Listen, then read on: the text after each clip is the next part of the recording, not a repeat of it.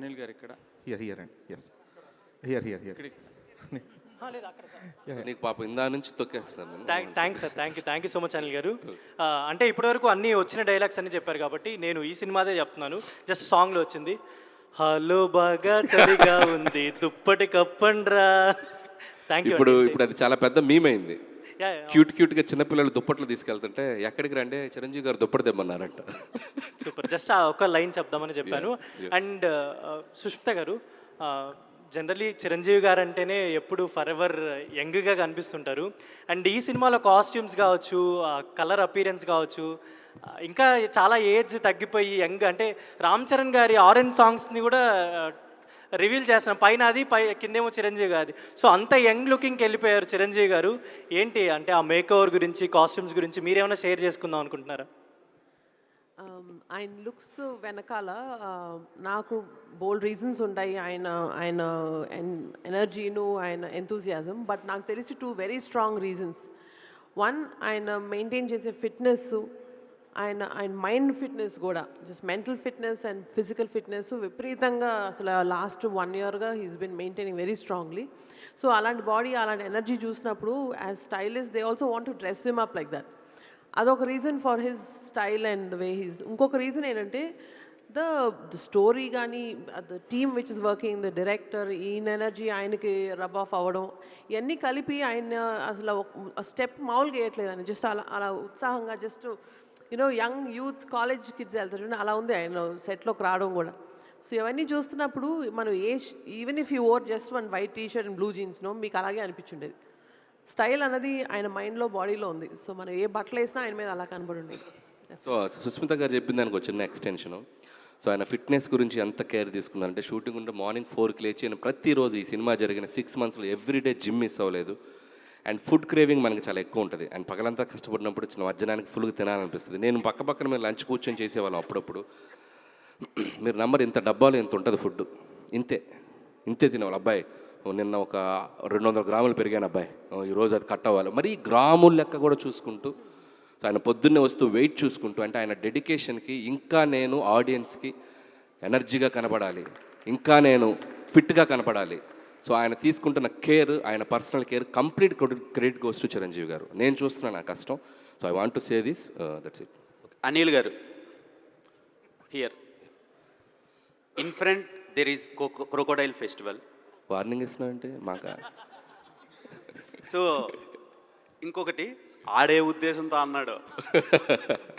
ఇంకొకటి ఏంటి టాలెంట్ చూపిస్తున్నావు, ఏంటి టాలెంట్ చూపుతున్నావు ఏంటి? సో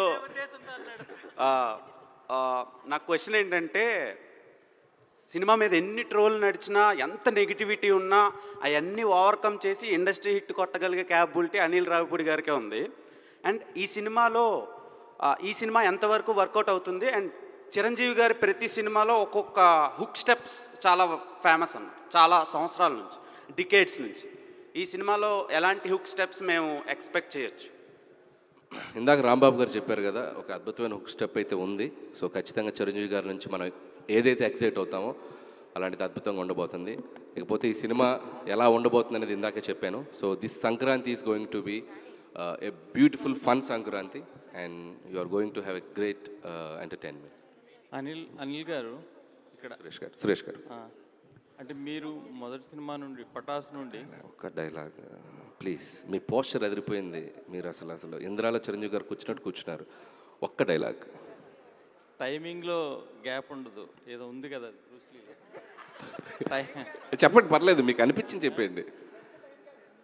జస్ట్ టైమింగ్ అంతే, టైంలో గ్యాప్ అంతే, టైమింగ్లో గ్యాప్ లేదు. Perfect, okay, super. అంటే పటాస్ నుండి కనుక చూస్తే మీరు ఒక సినిమా తర్వాత నెక్స్ట్ సినిమా ఇంకా పెద్ద హిట్ అవ్వడం, ఆ తర్వాత ఇంకా అలా వస్తూ ఉన్నాయి. అంటే మీరు సంక్రాంతికి వస్తున్నాం, ఇంకా పెద్ద హిట్ అయింది లాస్ట్ ఇయర్. మీకు ప్రెషర్ ఉంటుందా నెక్స్ట్ సినిమా ఇంకా పెద్ద హిట్ అవ్వాలని? ఆ నెంబర్స్ మీరు తీసుకుంటారా, లేదంటే అది ప్రొడ్యూసర్ బాధ్యత వదిలేస్తారా, లేదా మీరు కూడా నెంబర్స్ ఇంకా ఎక్కువైతే బాగుంటుంది, ఇంకా పెద్దగా ఉంటే బాగుంటుంది అని ప్రెషర్ తీసుకుంటారా?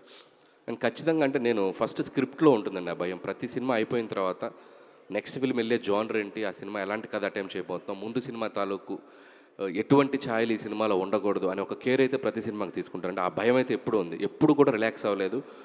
మనకు ఆడియన్స్ మనల్ని యాక్సెప్ట్ చేస్తున్నారు కదా అని ఒక చిన్న ఇది కూడా బ్రెయిన్కి రాలేదండి. అది వర్క్ చేస్తున్నాను హానెస్ట్గా, బట్ ఆడియన్స్ కూడా దాన్ని అంతే విధంగా మనల్ని యాక్సెప్ట్ చేస్తున్నారు. అండ్ ఇంకోపోతే నంబర్స్ విషయానికి వస్తే it's always like cinema run అనేది ఆ నంబర్స్ వస్తేనే వాళ్ళకి రెవెన్యూ.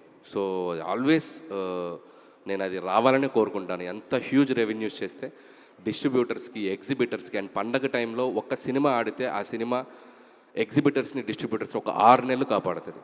6 నెలలు వాళ్ళకి మధ్యలో కొన్ని సినిమాలు కొద్దిగా రిజల్ట్స్ అటు ఇటు ఉన్నా కూడా, అందుకే సినిమాలో బాగా పెద్ద హిట్ అయ్యి డబ్బులు జనరేట్ అవ్వడం అనేది సో ఇండస్ట్రీకి చాలా అవసరం. అండ్ గ్రౌండ్ లెవెల్లో డిస్ట్రిబ్యూటర్స్కి, ఎగ్జిబిటర్స్ కూడా చాలా అవసరం. సో ఐ హోప్ అందుకే ఎక్కువ రెవెన్యూస్ చేయాలని నేను మనస్ఫూర్తిగా కోరుకుంటూ ఉంటాను. ప్రతి దర్శకుడు కూడా ఇప్పుడు సినిమాటెక్ యూనివర్స్ని స్టార్ట్ చేశారు చాలామంది. యా, మీరు కూడా అనిల్ రావుపూడి సినిమాటెక్ యూనివర్స్ అనేది ఇంకా మొదలెడతారా? సో అంటే ఇప్పుడు లేదు ఆలోచన. సో మీ ఐడియా బాగుంది, ఫ్యూచర్లో ఖచ్చితంగా చేస్తాను తప్పకుండా. అంటే మీ సినిమాలో నటించిన హీరోలందరితో ఒక ఎక్స్పాండ్, ఇప్పుడు వెంకటేష్ గారు, చిరంజీవి గారు అయ్యారు. నెక్స్ట్ సినిమాలో ఇంకొక ఇద్దరిని యాడ్ చేసి బాగుంటుంది, ఐడియా బాగుంది, బట్ జరిగితే అద్భుతంగా ఉంటుంది, చూద్దాం ఫ్యూచర్. అనిల్ గారు, అనిల్ గారు హాయ్, ధీరజ్ అండి, ఫిల్మీ ఫోకస్. సో అంటే చిరంజీవి గారి డైలాగ్స్ చాలా ఉన్నాయి, బట్ ఆయన చెప్పిన ఒక మాట చాలా ఎప్పటి నుంచో రుద్రవేణ సినిమా టైం నుంచి, నేను సైతం ప్రపంచాగ్నికి సమిధిని ఒక్కటి ఆహుతి ఇచ్చాను, అది చాలా సంవత్సరాల పాటు క్యారీ అయింది అది. సో మై క్వశ్చన్ ఈజ్, మీ పాత సినిమాలన్నీ కూడా అదర్ దాన్ సర్లేరు నీకెవరు, మీ సినిమాలన్నీ కూడా అండర్ డాగ్స్, అంటే ఎలాంటి అంచనాలు లేకుండా వచ్చి చాలా పెద్ద బ్లాక్ బస్టర్ హిట్ అయిన సినిమాలు. బట్ ఇప్పుడు వచ్చేటప్పటికి బికాస్ ఆఫ్ సంక్రాంతికి వస్తున్నాం, 300 crore క్లబ్ కావచ్చు, మీ ప్రీవియస్ అంటే మీ సక్సెస్ఫుల్ స్ట్రీక్ కావచ్చు, ఇప్పుడు దీని మీద వివత్సమైన అంచనాలు క్రియేట్ అయ్యాయి. సో ఆ అంచనాలను ఎంతవరకు అందుకోగలుగుతారు అనుకుంటున్నారు? అట్ ద సేమ్ టైం ఈ ప్రెషర్ ఎంతవరకు తీసుకోగలుగుతున్నారు? సో ప్రెషర్ అనేది కంటే కూడా ఎప్పుడు నేను సినిమాని ఎంజాయ్ చేస్తూ చేస్తాను. సో ఆ సినిమాలో ఉన్న ఎంటర్టైన్మెంట్ ఆడియన్స్కి ఎప్పుడెప్పుడు చూపిద్దామని ఎగ్జైట్మెంట్తో పనిచేస్తాను. సో ఆ ఎగ్జైట్మెంట్ ఈ సినిమాకి ఇంకా రెండింతలు ఉందని చెప్పాలి. అండ్ ఒకటి, సో మెగాస్టార్ చిరంజీవి గారు అండ్ ఆయన స్ట్రాంగ్ జోన్లోకి తీసుకొచ్చి ఈ సినిమాతో పండగ రాబోతున్నాం. అండ్ అక్కడ రిలాక్స్. 2, సో నాతో 3 సినిమాలు చేసిన వెంకటేష్ గారు దీంట్లో ఒక స్పెషల్ క్యామియో చేయటం. సో ఒక జనరేషన్ విట్నెస్, ఒక ఇద్దరు స్టార్స్ని ఒక ఫ్రేమ్లో చూడబోతున్నాను. ఇలాంటి బోలెడు అంశాలు దీంట్లో ఉన్నాయి. అండ్ చిరంజీవి గారి టైమింగ్ అయితేనేమి, సినిమాలో సాంగ్స్ అయితేనేమి, ఆయన చేసిన అల్లరి అయితేనేమి, అండ్ అది మీరు థియేటర్లో చూసి ఖచ్చితంగా ఆడియన్స్ దీన్ని అద్భుతంగా ఆదరిస్తారని నమ్మకం అయితే ఉందండి. సో ప్రెజర్ కంటే ఎగ్జైట్మెంట్ ఎక్కువ ఉంది. ఎప్పుడెప్పుడు దీన్ని జనవరి 12 తీసుకెళ్ళి థియేటర్స్లో వేసి వాళ్ళ మధ్యలో కూర్చొని, సో ఫ్యామిలీస్ అందరూ మళ్ళీ F2కి సంక్రాంతికి వస్తున్నానికి నేను థియేటర్లో చూశాను, వేవ్స్, అలలు. సో బ్యాక్ రో నుంచి ఫ్రంట్ రో వరకు అలా ఫ్యామిలీస్ ఎంజాయ్ చేస్తూ ఒక ఫెస్టివల్ లాగా జరిగింది. అండ్ హోప్ ఈ ఫిల్మ్ కూడా అది జరగాలని కోరుకుంటున్నాను. రాబుడి హాయ్. హై. సో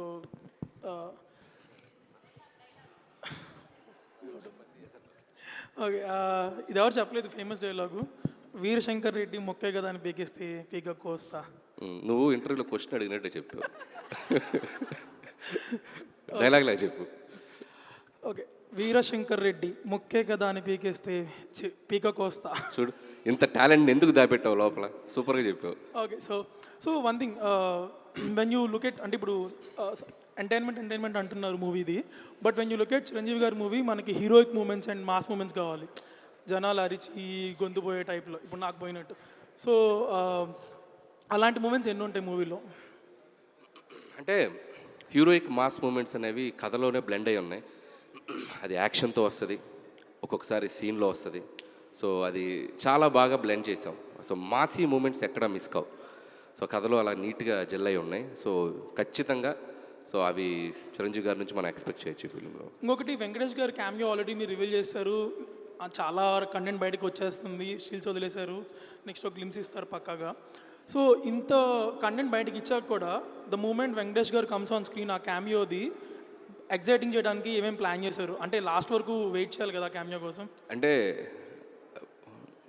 ఒక ప్రేక్షకుడిలాగా నేను విట్నెస్ చేశాను వాళ్ళిద్దరి అల్లరిని. సో అది ఖచ్చితంగా ఎంత రివీల్ చేసినా రేపు థియేటర్లో నిజంగా ఆ ఇద్దరి స్టార్స్ చేసిన అల్లరిని ఒక ఫెస్టివల్లా జరుపుకోబోతాం అని అయితే చెప్పగలను. హలో.